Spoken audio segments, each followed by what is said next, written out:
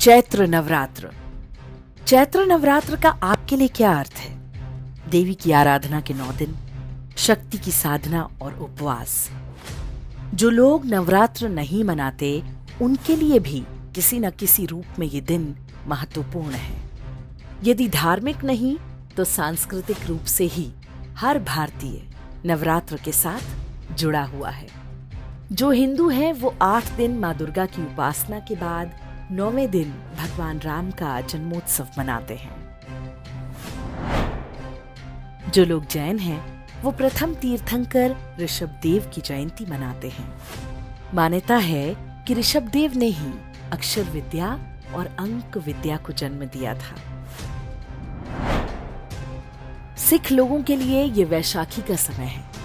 गुरु गोविंद सिंह ने इसी दिन धर्म की रक्षा के लिए पंज प्यारों को दीक्षा दी थी। इन्हीं पंज प्यारों ने अपनी निष्ठा और समर्पण भाव से खालसा पंथ को जन्म दिया। ये अलग बात है कि आज उसी सिख पंथ के कुछ पथभ्रष्ट लोग अब ब्राह्मिक मजहबों की तरह बर्बर और असभ्य बनने की होड़ में हैं। ये तो थी सनातन धर्म और उसकी शाखाओं की बात। भारत में क्षेत्रीय आधार पर भी अलग अलग संस्कृतियों में चैत्र नवरात्र मनाया जाता है। चैत्र नवरात्र का प्रथम दिन सिंध में उनका सबसे पवित्र त्योहार चेटी चंड है। सिंधी हिंदू इस दिन को भगवान झूलेलाल की जयंती के रूप में मनाते हैं। कश्मीर में नवरात्र के पहले दिन को नवरेह कहते हैं। कश्मीर पर आज भले ही मलेच्छ मजहबों का साया हो, लेकिन वे नवरेह की परंपरा को पूरी तरह नष्ट नहीं कर पाए। पूरे उत्तर भारत के लिए ये वर्ष प्रतिपदा है।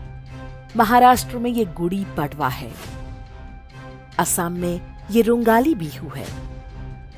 बंगाल में प्रथम बैशाख है। गुजरात में बेस्तु बरस है। तेलुगु और कन्नड़ लोगों के लिए उगादी है। मलयालम लोगों के लिए विशु है और तमिल लोगों के लिए पुथांडु है। सनातन धर्म के सभी संप्रदायों और संस्कृतियों के लिए चैत्र नवरात्रि से लेकर राम नवमी तक का समय किसी न किसी रूप में शुभ है। पूरे भारत के लोग किसी न किसी रूप में कोई न कोई उत्सव मना रहे होते हैं। वास्तव में यही वो विविधता में एकता है जिसकी बात कही जाती है। क्षेत्रीय पहचान, भाषाएं और रूप रंग भले ही अलग हों, लेकिन हर भारतवासी एकता के एक सूत्र में बंधा हुआ है।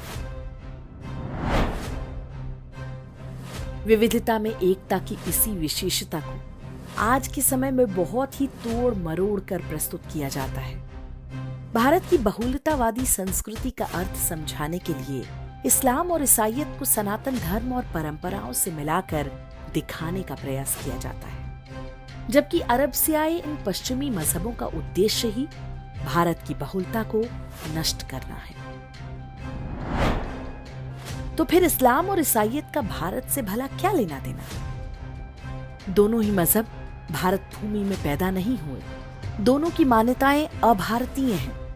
ये अपने स्वभाव से तनिक भी भारतीय होते तो विविधता में एकता में स्वयं समाहित हो जाते।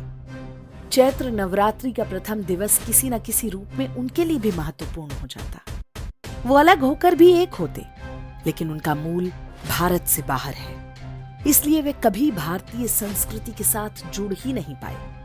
वो किसी और भूमि की संस्कृति के वाहक हैं। उन्हें प्रयास करना चाहिए कि वो कैसे भारत की भूमि से एकाकार हो जाएं। लेकिन यहाँ तो उल्टी गंगा बहाई जाती है। जो भारतीय मूल के लोग हैं उनको सिखाया जाता है कि आपको अब्राह्मिक रिलीजन की मान्यताओं को महत्व देना चाहिए, क्योंकि इसी से विविधता में एकता का जन्म होगा। ये बिल्कुल गलत और सिद्धांतहीन बात है। मुख्य धारा में अन्य धाराओं के मिलने से मिश्रित सभ्यताएं फलती फूलती हैं।